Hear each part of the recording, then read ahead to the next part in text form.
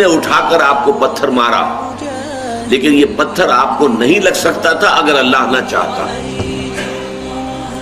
پتھر مارنے والے کا عمل اپنی جگہ ہے، لیکن آپ کو اس پتھر کا لگ جانا جو ہے یہ بغیر اذن رب نہیں ہے،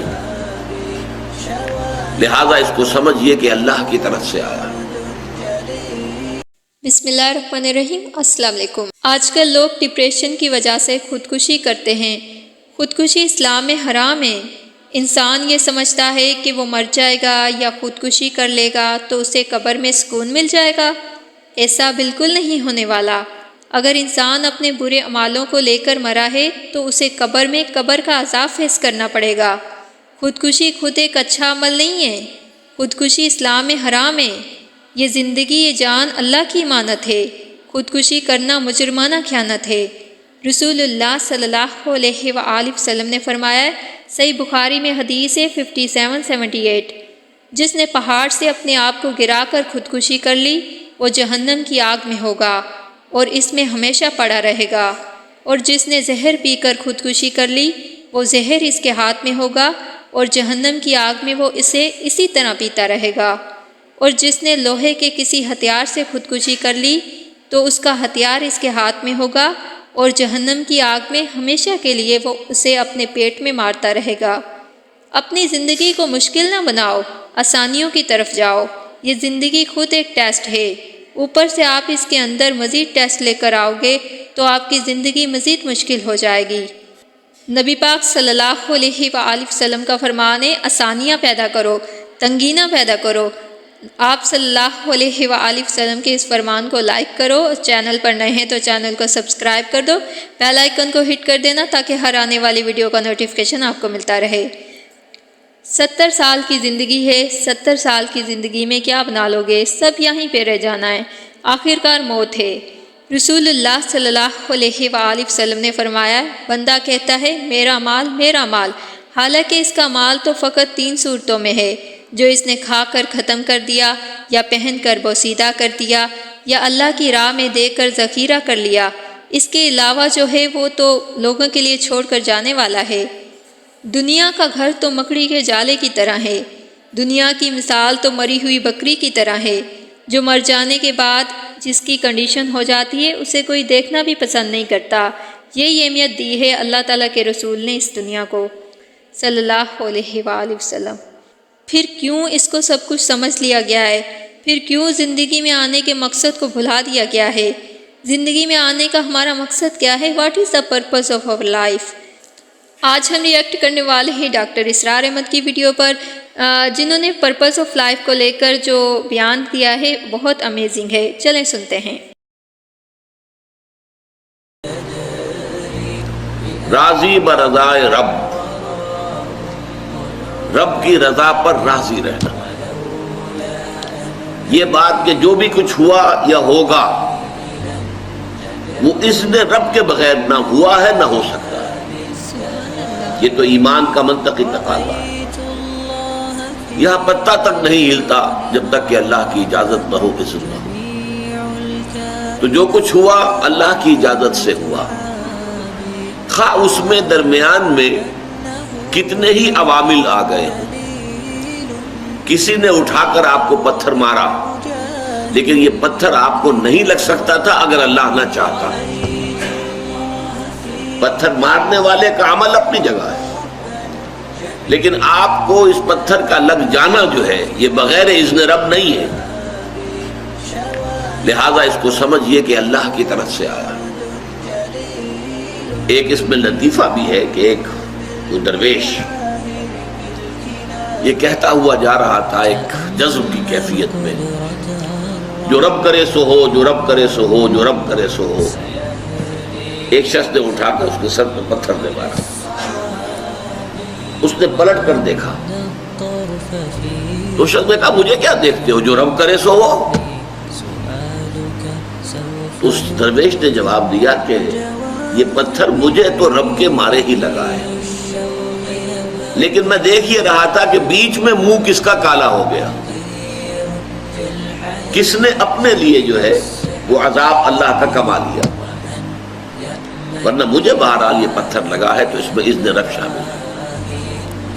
اچھا، اب جو شے اذن رب سے ہو رہی ہے، بندہ مومن کا اگر اپنا تعلق اللہ کے ساتھ مخلصانہ ہے، اس میں منافقت نہیں ہے، اس میں ریا نہیں ہے، اس میں دھوکہ نہیں ہے، اس میں فریب نہیں ہے، مخلص، مخلصین لہ الدین، تو اللہ تعالیٰ کا تعلق بھی اس کے ساتھ ریسیپروکیٹ کرتا ہے۔ اللہ تعالیٰ انا عند ظن عبدی بی، حضور یہ اللہ کا قول ہے حدیث قدسی میں کہ میرا بندہ میرے بارے میں جو کچھ گمان کرتا ہے میں وہی سلوک اس کے ساتھ کرتا ہوں۔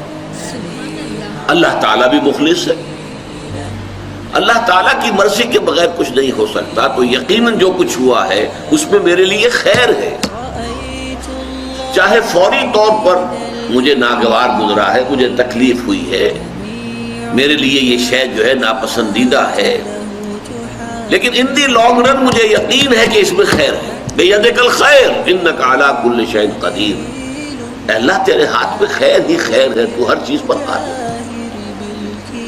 اچھا، جو ہوگا وہ بھی اذن رب کے بغیر نہیں ہوگا، یہی تصور اس کے بارے میں ہونا ضروری ہے۔ اسی کا نتیجہ یہ نکلتا ہے جس کو قرآن مجید بار بار کہتا ہے، بار بار کہتا ہے، بار بار کہتا ہے، لا خوف علیہم ولا هم یحزنون۔ کیا مطلب اس کا؟ نہ ان پر کوئی خوف ہے نہ حزن سے دو چار ہوتے ہیں۔ عام طور پر یہ سمجھا جاتا ہے کہ یہ آخرت میں ہوگا، آخرت میں تو بتمام و کمال ہوگا، دنیا میں بھی ہوتا ہے۔ خوف کس بات کا بھائی؟ ہوگا وہی جو میرا رب چاہے گا، وہ میرا دوست ہے، میں اس کا ولی، وہ میرا ولی۔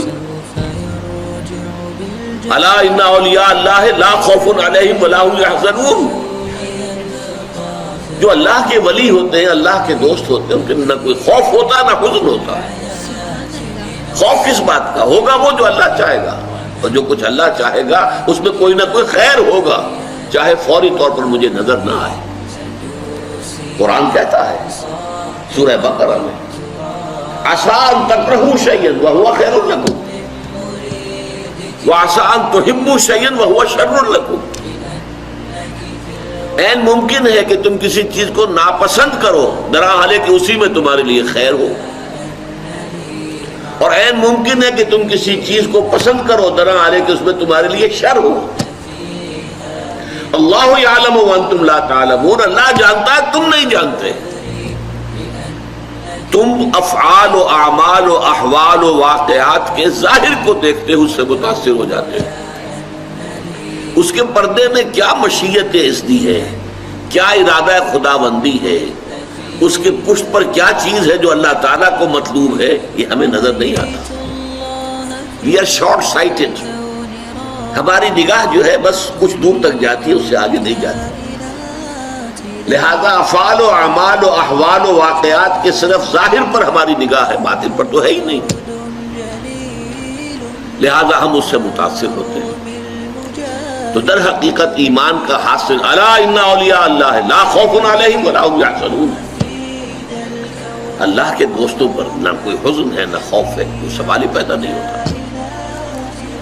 اسی طریقے سے قرآن مجید جو ہے بلند ترین مقام جو انسان کا ہو سکتا ہے، اس کی تعبیر کے لیے الفاظ استعمال کرتا ہے، رضی اللہ عنہم ورضوا عنہ، اللہ ان سے راضی ہو گیا، وہ اللہ سے راضی ہو گئے۔ یہ باہمی رضامندی ہے، دو طرفہ، دو طرفہ اللہ کے ساتھ تعلق ہوتا ہے، دو طرفہ تعلق ہوتا ہے۔ تم اللہ سے محبت کرو گے، اللہ تم سے محبت کرے گا۔ تم اللہ کے ساتھ مخلص ہوگے، اللہ تعالیٰ تمہیں واقعتاً اپنا مخلص بندہ بنا لے گا۔ تم اللہ کی طرف چل کر آؤ گے، اللہ تمہاری طرف دوڑ کر آئے گا۔ تم بارش برآؤ گے، اللہ ہاتھ بڑھائے گا۔ تم اسے محفل میں یاد کرو گے، اللہ اس سے کہیں بہتر محفل میں تمہارا تذکرہ کرے گا، ملائکہ مقربین کی محفل میں۔ تم اللہ کو اپنے دل میں یاد کرو گے، اللہ اپنے جی میں تمہیں یاد کرے گا۔ یہ دو طرفہ معاملہ ہے۔ تم اللہ کی مدد کرو گے، اللہ تمہاری مدد کرے گا۔ ان تنصروا اللہ ینصرکم ویثبت اقدامکم، اگر تم اللہ کی مدد کرو گے. اللہ کی مدد سے مراد کیا؟ اللہ کے دین کی مدد، اس کی نصرت. اللہ تمہاری مدد کرے گا. یہ رضی اللہ عنہ ورضوا عنہ سورہ مائدہ میں بھی آ رہا ہے، سورہ توبہ میں، سورہ مجادلہ میں، سورہ بینہ میں 4 مرتبہ ہے. بے شک رسول اللہ صلی اللہ علیہ وآلہ وسلم نے فرمایا، اگر انسان کے پاس مال دولت کے 2 جنگل بھی ہو جائیں تو وہ تیسرے کی خواہش کرے گا، اور انسان کا پیٹ تو قبر کی مٹی ہی بھر سکتی ہے. ایک اور جگہ رسول اللہ صلی اللہ علیہ وآلہ وسلم نے فرمایا، دنیا میں اپنے سے نیچے والے کو دیکھو، اپنے سے اوپر والے کو نہ دیکھو، اس سے یہ ہوگا کہ تم اللہ کی نعمت کو حقیر نہ سمجھو گے. اسی کے ساتھ ہم ویڈیو کو اینڈ کرتے ہیں. اللہ حافظ.